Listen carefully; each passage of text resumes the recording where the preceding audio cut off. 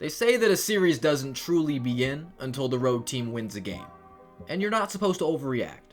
Prior to the beginning of the playoffs, I had Dallas winning this series. I understood how inferior the Mavs roster was in comparison once you get to number 3 in the pecking order and so on. When you realize PJ Washington is your third option on your team, the truth is that a duo can only take you so far. And teams win championships, not duos. Teams with good benches, multiple ways to beat you. The Mavs don't have that. They don't check those boxes. They have a duo, the superior of which is clearly hobbled. And so what led to my doubts was just watching Luka in that first round and watching the young Thunder in a series I really anticipated going longer than it did. I was very surprised to see the brooms get brought out. And so, of course, I never considered the Mavs to be a true contender. This seemed like a second or third round team, especially given a path that I thought to be pretty easy, because I never considered the Thunder to be a contender either. The truth is that playoff Luka just hasn't shown up in the fashion that I anticipated, and of course he is not 100% right. But the way that the Mavs play, he can't afford to be a shell of himself.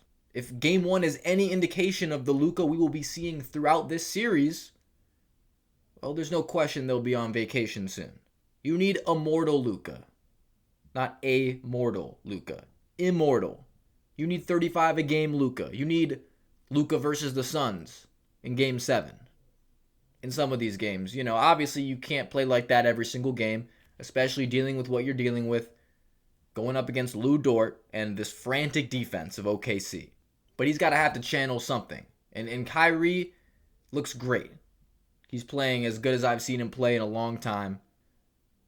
So if Luka can be best scorer in the league, whatever you got to do, the version of yourself that is the best, if you can power through whatever you're dealing with, that's the only way. It's the only way.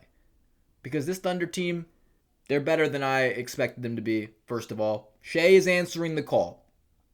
Watching him yesterday, so far, I saw a stark difference between the first and the second halves of the game. Because genuinely, I was disgusted in the first half watching him. I was appalled. I hate it. I hate to see this guy embrace this nature of serial foul grifting. No place in our game for this, and the fact that the refs let him get away with this stuff to this degree, it's gross. Someone who looked like he was more focused on getting to the free throw line than actually making a shot. And again, the refs rewarding that. He gets 11 free throws in the first half.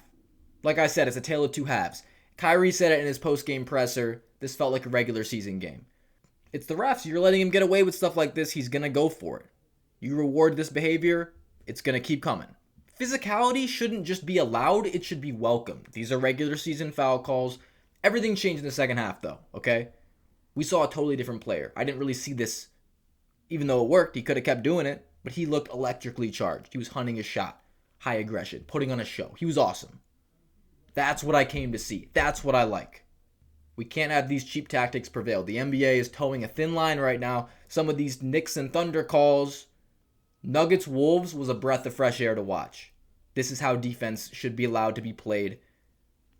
I understand the Mavs don't have the personnel to stop Shea. They're not going to stop him.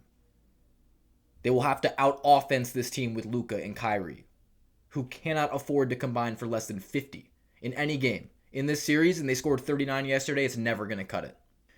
So about OKC, you could argue this is the deepest team in the league. They are immaculately coached. Everybody can play. They cover the bases. Great perimeter defenders, a true shot blocker, and stretch big, a star player with good leadership qualities. He can do it all on the court.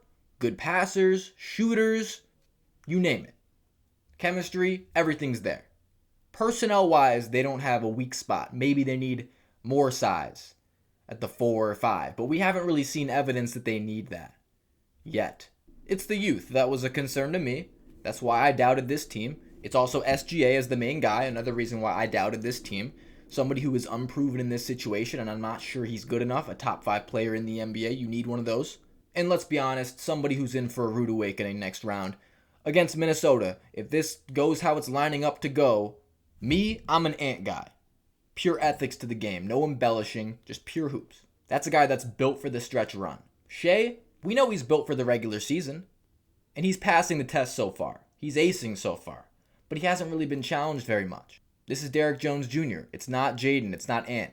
We haven't come to that pressure moment yet for this team and this player. This team is very comfortable. They haven't been pushed out of their comfort zone just yet. They haven't hit their moment of adversity, and they will. And when they do, those two factors will be put to the test, the youth of the team and the true ability of their number one guy. But until then, we can't, you're doing what you're supposed to do, and you're passing. You're not looking like a fraud at all. I'm not making any of these claims based off what I'm seeing. I don't like the foul grifting, obviously, but he proved last night that he doesn't need to do that. I just wish he wouldn't. As for this series, I'm going to say OKC just because they're deeper and Luka doesn't look right. I was really on the fence going into this series. After the first round, I didn't really know what to think.